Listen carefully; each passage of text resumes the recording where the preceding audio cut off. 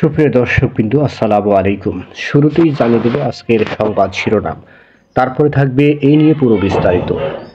যুক্তরাষ্ট্র ইরানের আলোচনা নিয়ে মুখ খুললেন সৌদি আরব। ওমানের মধ্যস্থতায় শুরু হয়ে গেছে যুক্তরাষ্ট্র ও ইরানের মধ্যে পরোক্ষ আলোচনা। প্রথম দফা হয়ে যাওয়ায় সেই আলোচনা আসার আলোও দেখাচ্ছে, আর তাই দ্বিতীয় দফায় একসঙ্গে বসতে পারেন মার্কিন ও ইরানি কর্মকর্তারা। মধ্যপ্রাচ্যের টানটান উত্তেজনার পর কূটনীতিক মাধ্যমে সংকট সমাধানের এমন পথ তৈরি হওয়া আঞ্চলিক দেশগুলো এখনও প্রতিক্রিয়া দেখাচ্ছে। এই অঞ্চলের ইরানের অন্যতম প্রতিদ্বন্দ্বী সৌদি আরব পরোক্ষ এই আলোচনায় মুখ খুলছেন। দেশটির পররাষ্ট্র মন্ত্রণালয় জানিয়েছেন, তেহরানের পরমাণু কর্মসূচি নিয়ে ইরান ও যুক্তরাষ্ট্রকে ওমান এক টেবিলে বসানোর স্বাগত জানাইছে রিয়াদ। এক বিবৃতিতে সৌদির পররাষ্ট্র মন্ত্রণালয় জানায়, আরব আশা করছে এই আলোচনা আঞ্চলিক ও বৈশ্বিক নিরাপত্তা, স্থিতিশীলতা ও শান্তির বাড়ানো যৌথ পদক্ষেপ সমর্থন করবে। যে কোনো ধরনের আঞ্চলিক ও আন্তর্জাতিক বিরোধের নিরসনের ক্ষেত্রে সৌদি আরব সংলাপকে অগ্রাধিকার দেয় বলেও ওই বিবৃতিতে উল্লেখ করা হয়।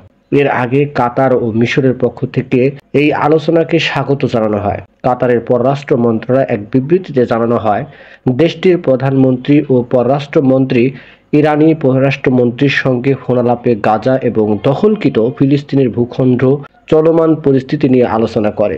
সে সঙ্গে ওমানের অনুষ্ঠিত ইরান যুক্তরাষ্ট্রের প্রথম দফার পরোক্ষ আলোচনায় স্বাগত জানান তারা। অন্যদিকে মিশরের পররাষ্ট্রমন্ত্রী বদর আহমেদ ইরানের পররাষ্ট্রমন্ত্রীকে ফোন করেন। ওই আলোচনায় ওমানের মাসকাটে অনুষ্ঠিত ইরান যুক্তরাষ্ট্রের সংলাপ নিয়ে মত বিনিময় হয়।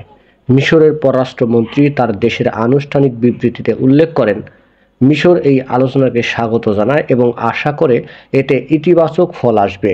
উল্লেখ্য, নতুন একটি পরমাণু চুক্তিতে পৌঁছতে সম্প্রতি আলোচনায় বসেন আমেরিকা ও ইরানি কর্মকর্তারা। পরোক্ষ এই আলোচনায় মধ্যস্থতা করছেন ওমান।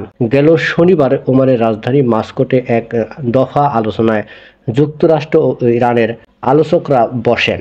নিউজটি সম্পূর্ণ দেখার জন্য সবাইকে ধন্যবাদ। বাংলা নিউজের পরবর্তী আপডেট পেতে আমাদের চ্যানেলটি সাবস্ক্রাইব করুন। নিউজটি ভালো লাগলে অবশ্যই লাইক, কমেন্ট, শেয়ার করে অন্যকে দেখার সুযোগ করে দিন। ধন্যবাদ।